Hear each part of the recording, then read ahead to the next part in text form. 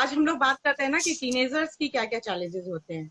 जैसे कि आज तो देख ही रहे हैं हम लोग, बच्चे जब थोड़ा सा बड़े होते हैं तो वो वैसे एज में पहुंच जाते हैं कि ना तो बड़े होते हैं ना छोटे रहते हैं, तो उनके साथ बहुत सारी चैलेंजेस होती है। मेन क्या होता है कि जो टीनेजर बॉयज और गर्ल्स होते हैं उनकी वो प्यूबर्टी वाली स्टेज आ जाती है, तो उनको समझ में नहीं आता, क्योंकि एक तो बॉडी में इतनी सारी चेंजेस हो रही होती हैं, फीलिंग्स डिफरेंट होती हैं, तो उनको समझ में नहीं आता कि क्या करें क्या नहीं करें। तो कैन यू हेल्प अस कि मतलब उनको ऐसा क्या करना चाहिए, किस तरह से अपना ख्याल रखना चाहिए, कि कैसे ध्यान देना चाहिए? Please explain ma'am. बिल्कुल श्योर। सबसे पहले आप सबका वेलकम है, जितने लोग हमें लाइव आज देख रहे हैं। It is good that you all are joined us. And आज हम दोनों मिलके बात कर रहे हैं कि specially teenage girls, teenage children के बारे में, नॉट ओनली गर्ल्स, है ना, क्योंकि दैट इज अ पॉइंट जहां पर बॉडी में इतने सारे हार्मोनल चेंजेस आ रहे होते हैं, जैसे अभी मधु ने भी शेयर करा। एंड पीपल इतने सारे हेल्थ चैलेंज, इतने सारे चैलेंजेस के थ्रू उस टाइम जाते हैं बच्चे के, मतलब वो रियलाइज नहीं होता कि मतलब क्या क्या हो रहा है। And sometimes we actually don't realise what is happening in their bodies, है ना। एंड वो एक टाइम होता है जब बहुत सारा हार्मोनल चेंजेस हो रहा होता है ना। तो उनके खाने की हैबिट्स में, उनके सोने की हैबिट्स में, उनके लोगों मतलब आपसे बात करने की हैबिट्स में बहुत सारे चेंजेस आप देखते हो। ये सब चेंजेस इसलिए होते हैं क्योंकि उनकी body is going through some kind of hormonal changes, है ना। और हम उस टाइम पे ये, क्योंकि इंडिया में इतना कोई आई थिंक वो नहीं है, इतने ओपन एनवायरनमेंट नहीं है कि हम अपने बच्चों से बात करें कि yes this is a time जब आप हार्मोनल चेंजेस से जा रहे होते हो, you entering your puberty as, you will find so many physical changes in your body, you will find so many mental changes in your mindset। मतलब बहुत सारे, अब हमें पता चलता है ना कि जब आपके हार्मोनल चेंजेस होते हैं तो आपका माइंडसेट भी कैसा होता है, वेरी फ्लक्चुएटिंग सा होता है। कभी आपको बहुत अच्छा लगता है, कभी आपको अच्छा नहीं लगता। तो ये सब बहुत छोटे छोटे चेंजेस होते हैं जब बच्चे उसके थ्रू जा रहे होते हैं।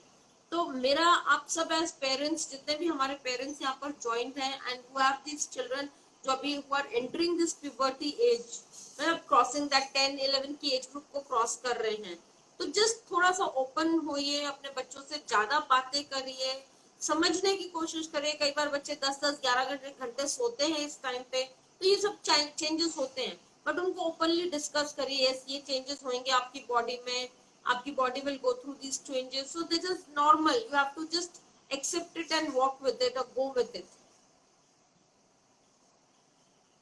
एग्जैक्टली, बिल्कुल सही कहा आपने।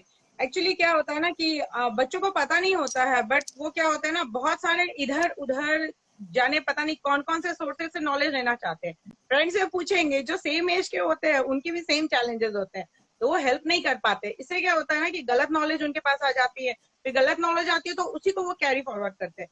तो इससे बहुत जरूरी है कि पेरेंट्स का बहुत बड़ा रोल होता है कि वो अपने बच्चों के साथ ओपन अप हो जाए और उनको सारी बातें डिस्कस करें, फ्रेंड की तरह डिस्कस करें। अपना ही जो बच्चा है क्यों नहीं डिस्कस करेंगे। चलिए मैम, तो हम एक और प्रॉब्लम जो बहुत ज्यादा होता है ना, हाँ, जैसे ही प्लस मतलब 10-11 ईयर्स के होते हैं बॉयज एंड गर्ल्स, एक्ने की चैलेंजेस बहुत आ जाते हैं। राइट। टीनेजर्स का बहुत बड़ा प्रॉब्लम है, उनके चेहरे पे दाने आ गए हैं, वो आप सुंदर नहीं दिख रहे हैं, या फिर ये क्या हो गया है, क्यों हो उनका गया है। मतलब वेरी इसके तो कुछ तो रूट कॉज होते होंगे ना, प्लीज एक्सप्लेन कि वो क्या कॉज है और कैसे उसको क्योर किया जा सकता है। बिल्कुल सही कह रहे हैं मधु आप ना। इस टाइम पे जो इतने सारे हार्मोनल चेंजेस हो रहे होते हैं, इतने सारे मूड स्विंग्स हो रहे होते हैं, तो कहीं ना कहीं वो चीजें हमारे फेस पे भी रिफ्लेक्ट करती हैं। और जब बच्चे उस एक्ने की प्रॉब्लम से या उस पिंपल्स वाली, जब उनका पहला पिंपल दिखता है या पहला एक्ने दिखता है, तो उनका सेल्फ कॉन्फिडेंस काफी वो लूज करने लग जाते हैं कि क्यों हो रहा है। तो वही है कि मतलब this is a part of growing up. हमें अपने बच्चों को ये सिखाना पड़ेगा, समझाना पड़ेगा, ये पार्ट ऑफ ग्रोइंग अप है, ये सब चीजें होंगी। इससे मतलब आपके सेल्फ कॉन्फिडेंस में कोई चैलेंज नहीं है। हाँ, कुछ ऐसी हैबिट्स हैं जो हमें अपने बच्चों को फॉर्म करनी पड़ेंगी ना। जब आपके बच्चे 10-11 ईयर्स के होते हैं तो कुछ ऐसे फूड हैबिट्स हैं जो उनके अंदर डेवलप करिए। जैसे आपको ये कोशिश, मतलब अभी तक तो चलो कोई बात नहीं, बच्चों को आदत होती है, कोई भी घर में बिस्किट का पैकेट है वो खोला खा लिया, कोई भी केचप जितना मर्जी खा लिया। इन सब में क्या होता है, बहुत सारे प्रिजर्वेटिव्स डले होते हैं ताकि इनकी लाइफ को इंक्रीज करा जाए। और ये जो प्रिजर्वेटिव्स होते हैं ना, ये हमारे बॉडी में हॉर्मोन्स को बहुत ज्यादा फ्लक्चुएट करवाते हैं। तो हमें ये कभी भी ये नहीं सोचना चाहिए कि अगर मेरा बच्चा हेल्दी है, मतलब ओवरवेट नहीं है, तो वो कुछ भी खा सकता है। ऐसा नहीं है।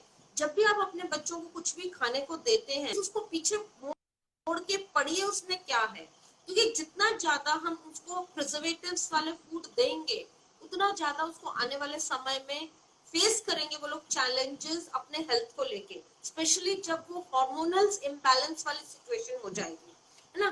प्लस ये सब जब हम बहुत ज्यादा बच्चे जंक खाते हैं या ऐसा फ्राइड फूड खाते हैं या चिप्स वेफर्स पे बहुत ज्यादा डिपेंडेंट हो जाते हैं, तो क्या होता है कि ये सब in the form of oily food जो होता है हमारे फेस पे एज पिंपल्स एज एक्ने आ जाता है।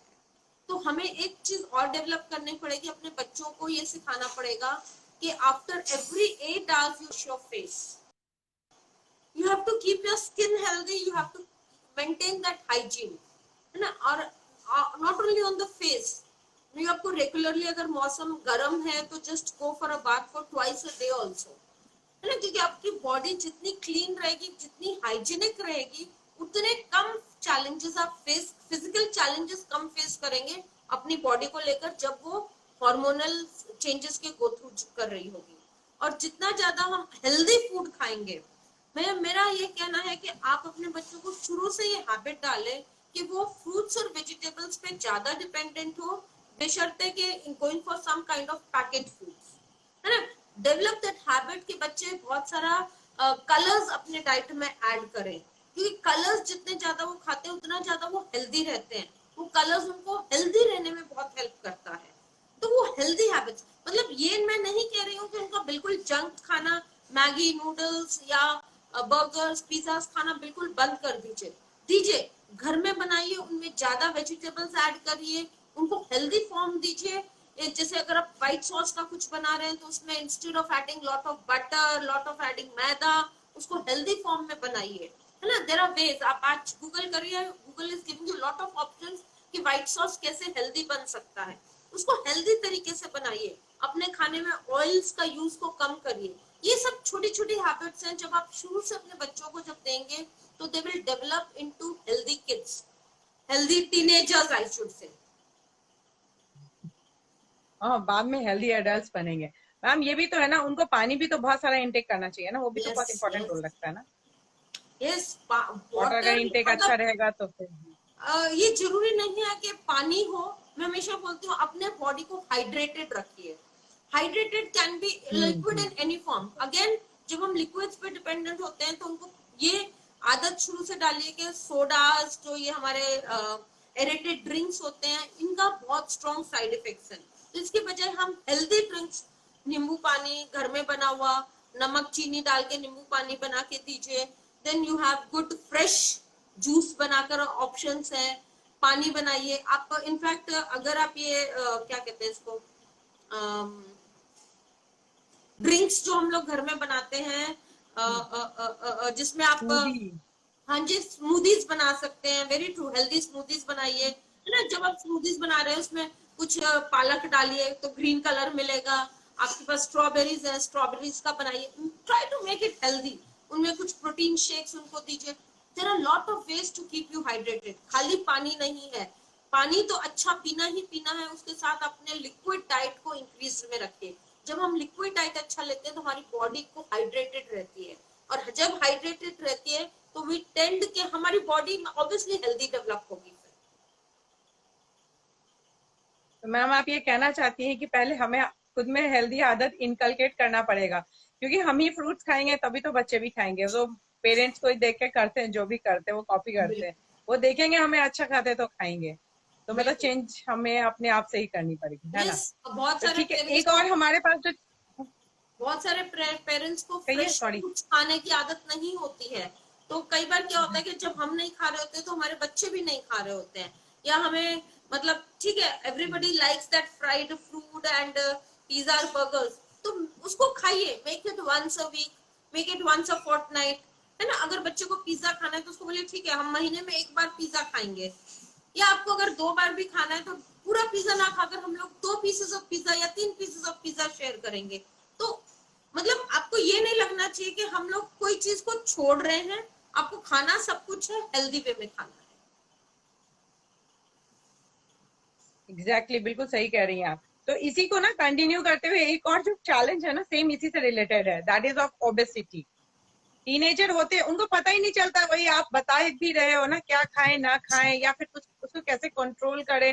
कुछ भी खाते हैं लगता है कि फैट में ही कन्वर्ट हो जाता है, पता नहीं क्यों मेरे साथ ही ऐसा होता है। तो वो ओबेसिटी वाले प्रॉब्लम के लिए कैसे डील कर सकते हैं, वो भी प्लीज हेल्प बताइए। देखिए स्पेशली आजकल जैसे हम लोग बच्चे बिल्कुल घर में बंद हैं, they are not going to colleges, they are not going to schools, तो वो बच्चे एकदम से बंद हैं। तो कोशिश करिए कि देन अगेन वही बात जो आपने अभी बोली कि हमसे स्टार्ट होता है। क्या एज पेरेंट्स हम लोग half an hour to 40 minutes exercise करते हैं? अगर हम करते हैं तो हम अपने बच्चों को इन्वॉल्व करिए उसमें, क्योंकि मेटाबॉलिज्म को वर्क करने के लिए कम से कम आपकी बॉडी को half an hour to 40 minutes की एक्सरसाइज चाहिए ही चाहिए।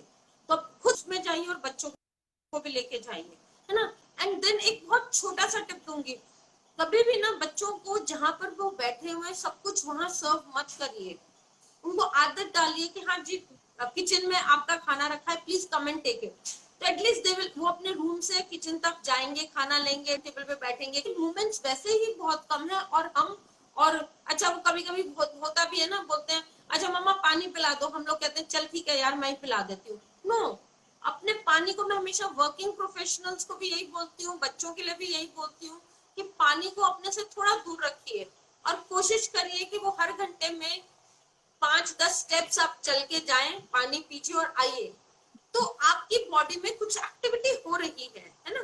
तो और दूसरा चीज वही अगेन फूड हैबिट्स को प्रॉपर फॉलो करेंगे, हेल्दी फूड खाएंगे, अपने फूड में कलर्स को, फ्रूट्स को, वेजिटेबल्स को जब हम इनकॉर्पोरेट करेंगे तो यस ओबेसिटी वाला चैलेंज नहीं आएगा। और जब ओबेसिटी वाला चैलेंज नहीं आएगा ना, स्पेशली यहाँ पर मैं गर्ल्स के लिए बोलूंगी, जब आप ओबेसिटी वाला चैलेंज नहीं आएगा तो जो एक बहुत कॉमन सी प्रॉब्लम आज गर्ल्स में हम लोग देखते हैं, पीसीओएस या पीसीओडी की, आप अपनी गर्ल्स को उससे बचा सकते यस। हैं, है ना। तो अगर आप उनके अंदर हेल्दी हैबिट्स, अगेन जो मैंने बोला प्रिजर्वेटिव वाला खाना कम खाएंगे, हेल्दी हैबिट्स इनकलकेट करेंगे। इनफैक्ट एक आई डोंट नो मतलब मैंने भी किसी सुना है और मुझे सही भी लगी वो चीज, कि आप कोशिश करिए कि आप अपने घर में काउ मिल्क यूज करिए। The science behind is that कि जो बफेलोज होते हैं उनको ज्यादा हार्मोनल इंजेक्शंस दिए जाते हैं टू सीक्रेट दैट मिल्क। तो वो हार्मोनल इंजेक्शंस जब वो दिए जाते हैं तो मिल्क के थ्रू हमारी बॉडी में भी जाता है। और जब एक बफेलो का हार्मोन्स वाला इंजेक्शन हमारी बॉडी में जाता है तो हमारे हार्मोन्स को भी इम्बैलेंस करता है। तो कोशिश करें कि क्योंकि काउस को इंडिया में वो हार्मोनल इंजेक्शंस नहीं दिए जाते, कोशिश करें काउ मिल्क यूज करें।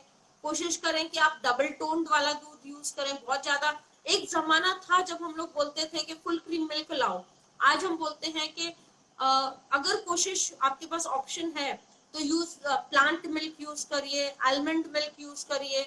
ये सब हेल्दी मिल्क्स हैं जो आपकी बॉडी में हार्मोनल डिसबैलेंस नहीं करेंगे। तो छोटे छोटे टिप्स हैं जो आप फॉलो करके अपने बच्चों को हेल्दी ग्रोइंग एडल्ट्स बना सकते हैं। आप अपने बच्चों में ओबेसिटी, पीसीओएस, पीसीओडी जैसी प्रॉब्लम्स से उनको बचा सकते हैं। एंड पुट इन शुरू से हैबिट डालिए कि वो कम से कम आधे घंटे एक्सरसाइज जरूर करें हर दिन। बिल्कुल सही कहा मैम, एक्सरसाइज तो बहुत मस्ट है आजकल के टीनेजर में, क्या सभी के लिए जरूरी है बट टीनेजर को और ज्यादा जरूरी है। Ma'am can you please explain कि पीसीओडी और पीसीओएस में होता क्या एग्जैक्टली, सो दैट कि मतलब जो हमारे व्यूअर्स हैं वो भी थोड़ा समझ जाए कि कैसे इसको टेक केयर किया जाए, गर्ल्स में जो स्पेशली ये चैलेंज आते हैं ये टीनेजर एक्चुअली में। गर्ल्स में ज्यादातर देखा गया चैलेंज है। जैसे पीसीओडी को हम अगर एक्सपैंड करें, इट इज पॉलीसिस्ट ओवरिन सिंड्रोम करके आता है पीसीओएस, जिसका मतलब होता है आपकी ओवरीज में अपने आप एक सिस्ट का फॉर्मेशन होता है। और जब ये सिस्ट का फॉर्मेशन होता है, इससे क्या होता है कि हमारी बॉडी में जो मेंस्ट्रुअल साइकिल होती है गर्ल्स की, वो प्रॉपर नहीं हो पाती है ना। तो उस मेंस्ट्रुअल साइकिल को प्रॉपर चलाने के लिए पीसीओएस वाली प्रॉब्लम अगर नहीं होगी, आप अगर हेल्दी खा रहे होंगे, हेल्दी वर्कआउट कर रहे होंगे, हेल्दी स्लीप ले रहे होंगे, तो वो पीसीओएस वाली प्रॉब्लम से आप अपने बच्चों को बचा सकते हैं। तो शुरू से वो हैबिट को बनाना पड़ेगा बच्चों में ना। वो बहुत जरूरी हो गया है आजकल, क्योंकि बहुत कॉमन चैलेंज होता जा रहा है नहीं तो गर्ल्स में।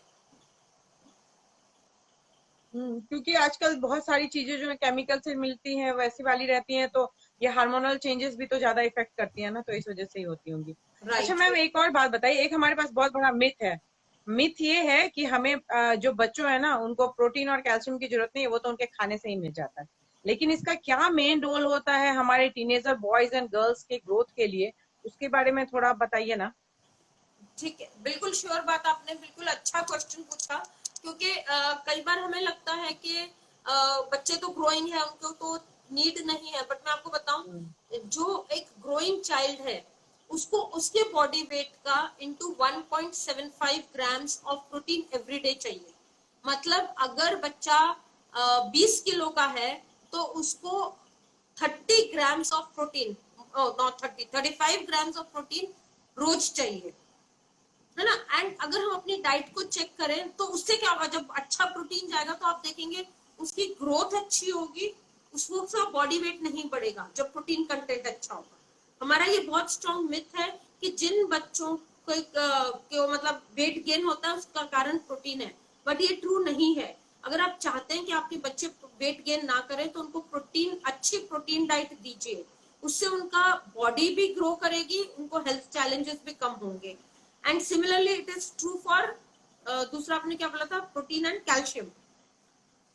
जब तक, कैल्शियम मैम, कैल्शियम। हाँ, जब तक बच्चा कंप्लीटली मिल्क पर है, मतलब पूरा दिन सिर्फ दूध और दूध और दूध ही पी रहा है, तब तक उसको एक्सटर्नल सोर्स ऑफ कैल्शियम में कुछ नहीं चाहिए। बट जब बच्चे बड़े होते हैं, जब वो बाकी चीजें अपने डाइट में ऐड करते हैं और दूध 1 से 2 बार पीते हैं, तब उनको एडिशनल सप्लीमेंट ऑफ कैल्शियम चाहिए, ताकि उनकी बोन्स तो स्ट्रांग हो ही हो, प्लस उनकी ग्रोथ बोन्स की अच्छी हो, ताकि वो हाइट अच्छी गेन कर सके। तो अगेन प्रोटीन एंड कैल्शियम दोनों एक ऐसे कंपोनेंट्स हैं जो हाइट और वेट दोनों को बढ़िया बनाने में बहुत स्ट्रांगली हेल्प करते हैं। बिल्कुल सही कहा आपने मैम। मतलब ये है कि हम अगर बच्चे को सही तरीके से अगर खाना पीना देंगे और उनके ग्रोथ के लिए अच्छे से ध्यान रखेंगे, तभी ये टीनेजर में जो ये चैलेंजेस होते हैं वो खत्म हो पाएंगे। आई होप कि आपका ये जो इन्फॉर्मेशन है ये हमारे व्यूअर्स